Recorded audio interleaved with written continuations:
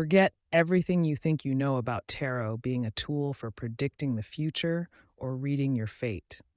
Because while many people use tarot that way, I think one of its most powerful uses is something entirely different. Most people treat tarot like a crystal ball, a way to get answers, a way to predict outcomes, a way to figure out what's going to happen next. But what if tarot isn't at its best when it's helping you see the future? What if it's at its best when it's helping you understand yourself? Because in my experience, tarot can be one of the most powerful mirrors for your subconscious mind that most people aren't using yet. Not because the cards magically know everything about you, but because they give shape to thoughts, emotions, fears, desires, and patterns that often sit below the surface of conscious awareness. And once you understand this, something interesting happens. You stop obsessing over memorizing definitions. You stop worrying about getting every interpretation perfect.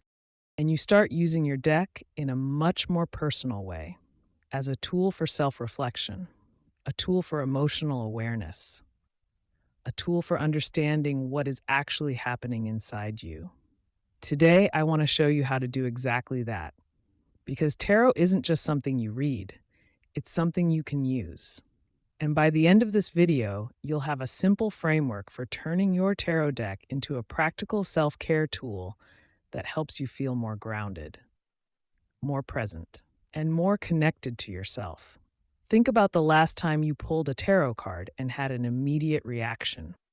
Maybe it was the Tower. Maybe it was the Moon. Maybe it was death.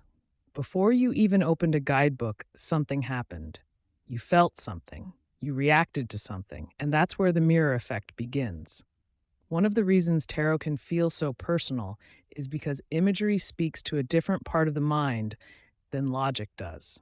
If I ask you how you're feeling, you might say, I'm fine, I'm stressed, I'm tired. But sometimes those words barely scratch the surface. Now imagine pulling the Ten of Wands, a figure carrying a heavy burden, or the Eight of Swords, someone who feels trapped, or the Hermit, a figure stepping away from the noise to search for wisdom. These images bypass the part of the mind that wants to explain everything away. They invite you to feel, to notice, to reflect. And because of that, the cards often reveal things you've already sensed but haven't fully acknowledged yet.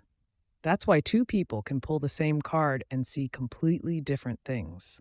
One person sees loneliness in the Hermit, another sees peace. One person sees freedom in the Fool, another sees recklessness. The card hasn't changed, the person has. The card simply reflects something back, like a mirror, not a mirror of the future, a mirror of the present, a mirror of your current inner landscape. And once you start using tarot this way, something else changes. The pressure begins to disappear. You stop worrying so much about being wrong, and you start becoming curious. Curious about your reactions, curious about your emotions, curious about what your subconscious might be trying to tell you. Now let's make this practical, because understanding the idea is one thing, actually using it is another. One of my favorite ways to use tarot for self-care takes less than 5 minutes. It starts with a single card, not to predict your day, not to tell you what's going to happen, but simply to check in with yourself. Before you reach for your phone, before you open your emails, before you dive into your to-do list, take a slow breath in and a slow breath out. Shuffle your deck, pull one card, then place it in front of you. Spend a moment looking at it. Notice the colors. Notice the symbols. Notice the expression on the figure's face. Notice what catches your attention first. Then ask yourself, how am I feeling today? What does this card remind me of? What part of my life feels connected to this image? The goal isn't interpretation. The goal is awareness. Maybe you pull the Four of Swords, and suddenly you realize you've been running on empty. Maybe you've been busy, but not actually resting. Maybe you've been telling yourself you're fine when you're actually exhausted. Or perhaps you pull Strength, and it reminds you that you're handling more than you give yourself credit for. The card becomes less about prediction and more about reflection, less about certainty and more about understanding. Because sometimes what we need most isn't another answer. It's a moment of honesty with ourselves. Let's be honest. Most of us spend our days rushing from one thing to the next: work, family, responsibilities, notifications, deadlines, rarely stopping to ask, how am I actually doing? What do I need right now? What am I carrying that I haven't acknowledged? Tarot can create that pause, that small moment where you stop reacting and start listening. And when you're feeling overwhelmed, a single card may not feel like enough. Sometimes you know something feels off, but you can't quite identify why. That's where a simple 3 card spread can help, not to predict the future, but to create clarity. The first card asks, what is really happening right now? The second asks, what is making this difficult? And the third asks, what would help me move forward? That's it. Situation, challenge, action. Simple, practical, and surprisingly effective. Because instead of focusing on what might happen next, you're focusing on what is happening now. You're identifying the source of the stress, the source of the resistance, the source of the confusion. And once you can see it, you can work with it. The suits can also provide helpful clues. Lots of swords point toward mental overload, overthinking, worry, pressure. Lots of cups may suggest emotions that need attention, feelings that haven't been fully processed. Lots of pentacles may highlight practical concerns: your routine, your finances, your health, your sense of stability. Lots of wands may point toward energy, passion, or sometimes burnout. Over time, the cards begin to reveal patterns, and patterns are where self-awareness starts to grow.